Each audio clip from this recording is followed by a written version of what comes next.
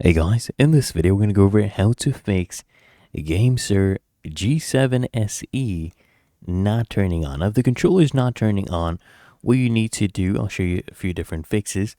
Usually you probably have an improper connection, okay? So you need to ensure that the USB port that you're plugging the controller into actually works.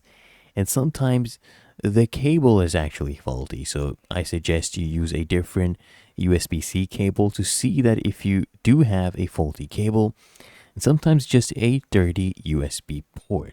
So if the USB or USB-C port, they get too dirty, what it does, it interferes with the connection. So you need to get a small object like a toothpick to basically scrape the inside of the port and clear it of any debris.